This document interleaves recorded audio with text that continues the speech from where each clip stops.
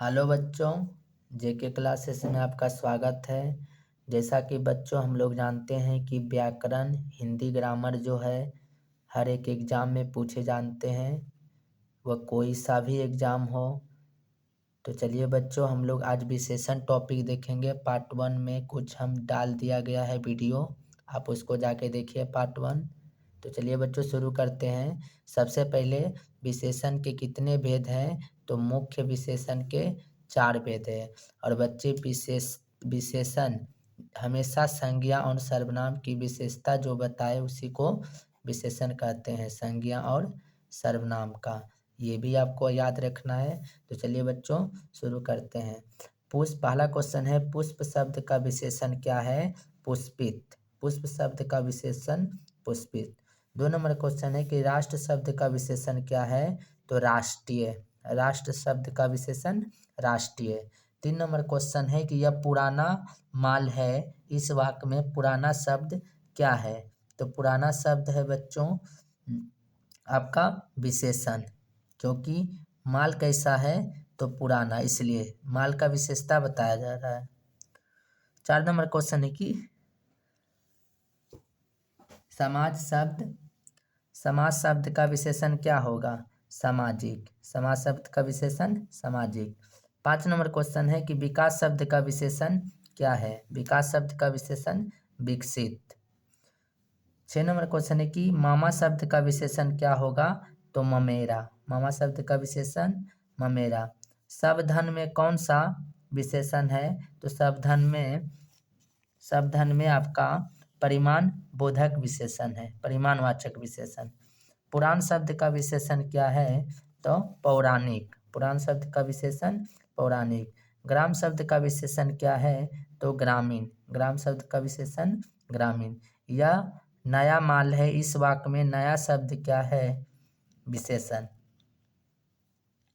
आलस शब्द का विशेषण क्या है? तो आलसी। आलस शब्द का विशेषण आलसी। 12 नंबर क्वेश्चन है कि आदर शब्द का विशेषण क्या है? आदरणीय। आदर शब्द का विशेषण आदरणीय। इतिहास शब्द का विशेषण क्या है? ऐतिहासिक। बच्चे याद रखिएगा, ऐतिहासिक नहीं, ऐतिहासिक। 14 नंबर क्वेश्चन है कि लोक शब्द का विशेषण क्या है? लौकिक। 15 नंबर क्वेश्चन है कि शिव शब्द का विशेषण क्या है? शैव। शिव शब्द का विशेषण क्या है? तो शैव। भारत शब्द का विशेषण क्या है? भारतीय। 17 नंबर क्वेश्चन है कि समाज शब्द का विशेषण क्या है? सामाजिक। समाज शब्द का विशेषण क्या है? तो सामाजिक। आत्मा शब्द का विशेषण क्या है? तो आत्मीय। आत्मा शब्द का विशेषण आत्मीय। 19 नंबर क्वेश्चन है कि स्वर्ण शब्द का विशेषण क्या है? स्वर्णिम। स्वर्ण शब्द का विशेषण स्वर्णिम। 20 नंबर क्वेश्चन है जगत शब्द का विशेषण क्या है? तो जागतिक।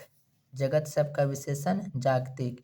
21 नंबर क्वेश्चन, सारे बच्चे हमको कमेंट करके बताइए कि दिन शब्द का विशेषण क्या होगा। 22 नंबर क्वेश्चन है कि उच्च शब्द का विशेषण उच्चतर। उच्च शब्द का विशेषण उच्चतर। 23 नंबर क्वेश्चन है कि नमक शब्द का विशेषण क्या है? तो नमकीन। नमक शब्द का विशेषण नमकीन। इसके अलावा बच्चों दर्शन शब्द का विशेषण दर्शनीय होता है और जाति शब्द का विशेषण जातीय होता है। तो बच्चे विशेषण वाले ये 20-22 प्रश्न जो भी है आप इनको अच्छे से याद रखें।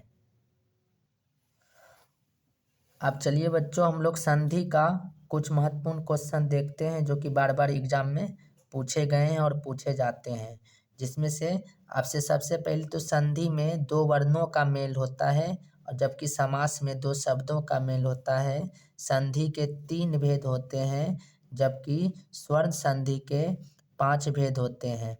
तो चलिए बच्चों हम लोग शुरू करते हैं कि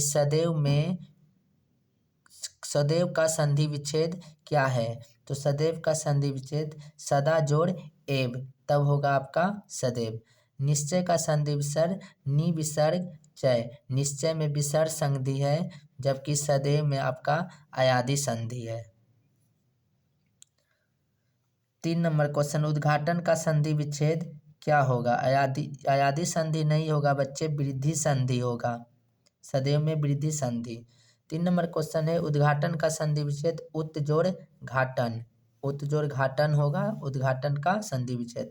जगन्नाथ का संधि विच्छेद जगत जोड़ नाथ। जगत जोड़ नाथ। 5 नंबर क्वेश्चन है, सुक्ति का संधि विच्छेद सु जोड़ उक्ति। सु जोड़ उक्ति। 6 नंबर क्वेश्चन है कि वर्ण के आधार पे संधि के कितने भेद है?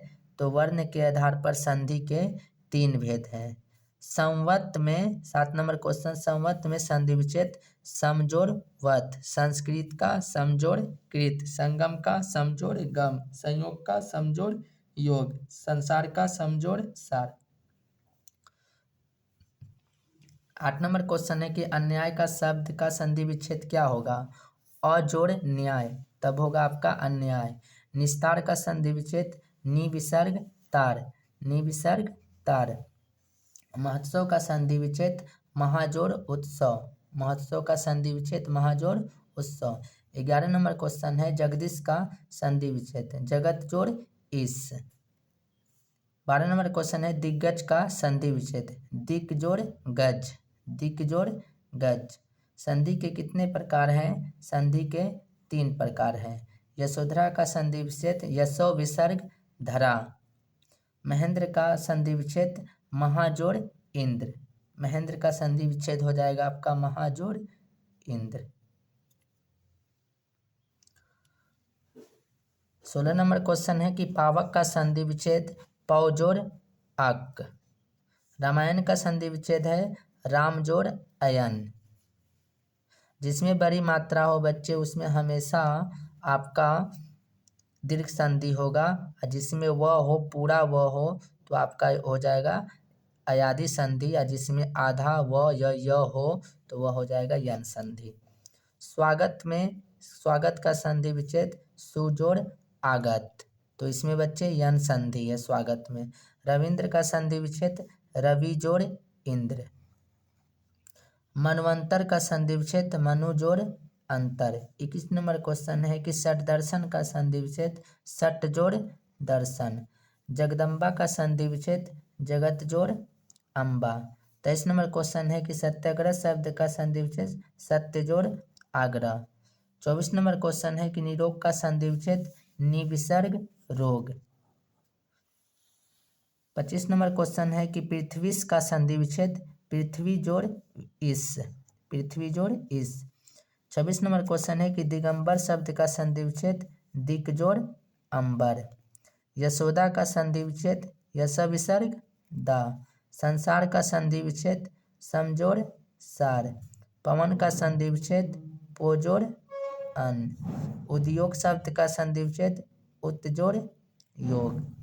31 नंबर क्वेश्चन है निराधार शब्द का संधि विच्छेद निविसर्ग धरा। जितने भी विसर्ग वाले संधि विच्छेद है सारे में विसर्ग संधि है। यथेष्ट, यथेष्ट का संधि विच्छेद यथा जोड़ इष्ट। प्रातःकाल का शब्द का संधि विच्छेद प्रातः जोड़ काल। सुक्ति का संधि विच्छेद सुजोड़ उक्ति। थैंक यू बच्चे। अब चलिए बच्चों थोड़ा सा भाषा और व्याकरण के बारे में आपको बताते हैं। तो भाषा, भाषा एक माध्यम है बच्चों जिसके द्वारा मनुष्य अपने भावों विचारों को बोलकर या लिखकर दूसरे के सामने अभिव्यक्त करता हो। इस तरह भाषा के 2 रूप होते हैं बच्चे, एक मौखिक होता है एक लिखित। मौखिक से कहीं ज़्यादा मजबूत लिखित होता है। नोट में बच्चे एक बात लिखा है कि सांकेतिक भाषा का भी प्रयोग किया जाता है, अर्थात बच्चे इशारे वाले भाषा, तो उसको लिपि ध्वनि या चिन्ह कहते हैं। हिंदी भाषा का देवनागरी लिपि है, हिंदी भाषा का देवनागरी लिपि में लिखी जाती है और इसे हमेशा बाईं से दाईं लिखी जाती है, जबकि बच्चे खरोष्टी लिपि दाहिने से बाईं तरफ लिखी जाती है। बहुत मोस्ट इम्पोर्टेंट है। देवनागरी लिपि में लगभग 45 मूल लिपि चिन्ह है और ये बच्चे अक्षरयात्मक है, अर्थात लिपि को हम लोग अक्षर में लिखते हैं। देवनागरी लिपि का विकास मूलतः ब्राह्मी लिपि से ही हुआ है। तो बच्चे याद रखिएगा, देवनागरी लिपि जो आज हम लोग लिखते हैं हिंदी का लिपि है, तो उसका ब्राह्मी लिपि से ही विकास हुआ है।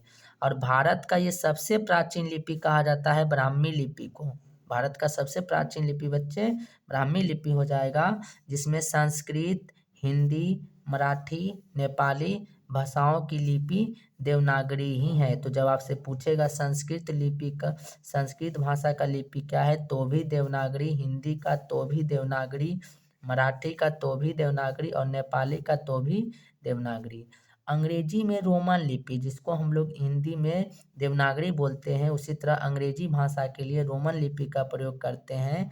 और उर्दू फारसी लिपि में, जो कि दाहिने से बाएं है, तथा पंजाबी में गुरुमुखी लिपि, यानी पंजाबी भाषा का लिपि गुरुमुखी लिपि हो गया। वर्णनात्मक लिपि में ध्वनि की प्रत्येक इकाई के लिए अलग अलग चिन्ह होते हैं। रोमन लिपि इसी का उदाहरण है। भाषा और बोली के बारे में आप बच्चे समझते हैं। भाषा विस्तृत होती है, भाषा एक विस्तृत होती है, परंतु बोली क्षेत्रीय। याद रखिएगा बच्चे, जिसका लिपि होगा वे हमेशा भाषा होगा, और जिसका लिपि नहीं होगा उसे हम लोग बोली कहते हैं। पूरे विश्व में बोलियों की संख्या कम से कम 2796 है, जबकि हमारे संविधान में मूलतः 22 भाषा को ही मान्यता दिया गया है, जो कि 8वीं अनुसूची में है, आर्टिकल 343 में है, जो कि भारत का अब राष्ट्रीय भाषा नहीं बोल सकते हम उसको, राजकीय भाषा। तो आप हिंदी बताइएगा। हिंदी भाषा को 14 सितंबर को ही हम लोग हिंदी दिवस मनाते हैं, क्योंकि संविधान में 14 सितंबर को ही हिंदी भाषा को अपनाया गया था। हिंदी बोलने वालों की संख्या 60 करोड़ है कम से कम, हिंदी बोले जाने वाली भाषा। और हिंदी एक वैज्ञानिक भाषा है, और हिंदी भारतीय संघ की राज्य भाषा है, ना कि राष्ट्रभाषा है। अब चलिए बच्चे, इससे संबंधित हम लोग कुछ प्रश्न को देखते हैं। जैसा कि बच्चे यहाँ लिखा है पहला प्रश्न कि कौन सी लिपि दाईं से बाईं तरफ लिखी जाती है। तो बच्चे याद रखिएगा, फारसी लिपि दाईं से बाईं तरफ, उसके अलावा क्रोस्टी दाईं से बाईं तरफ, जबकि हम लोग का जो देवनागरी है यह हमेशा बाएं से दाएं तरफ लिखा जाएगा। 2 नंबर क्वेश्चन है कि देवनागरी लिपि क्या है। तो देवनागरी लिपि एक अक्षरात्मक है, क्योंकि हम लोग अक्षर में व्यक्त करते हैं। और 3 नंबर क्वेश्चन है कि रोमन लिपि क्या है। तो रोमन लिपि एक वर्णनात्मक लिपि है, जो कि अंग्रेजी भाषा की लिपि क्या है, रोमन। भारत की प्राचीन लिपि क्या है। तो भारत की सबसे प्राचीन लिपि ब्राह्मी लिपि है, और जैसा कि मैंने अभी बताया आपको कि इसी लिपि से आपका देवनागरी लिपि का विकास हुआ है। हिंदी की लिपि क्या है। तो देवनागरी। संस्कृत, मराठी, नेपाली भाषाओं की लिपि क्या है। तो इनकी भी लिपि देवनागरी। सबसे प्राचीन भाषा संस्कृत है। जितने भी महाभारत हो या कोई भी बुक हो प्राचीन काल का, तो प्राचीन इतिहास में ज़्यादातर किताबें संस्कृत भाषा में ही लिखा गया है। 7 नंबर क्वेश्चन है कि देवनागरी लिपि का विकास किस लिपि से हुआ है। तो देवनागरी लिपि का विकास जो है ब्राह्मी लिपि से हुआ है। सारे बच्चे मन से पढ़िए, और इसी तरह बच्चों आपके अच्छे रिजल्ट के लिए हम लाते रहेंगे वीडियो। थैंक यू बच्चों।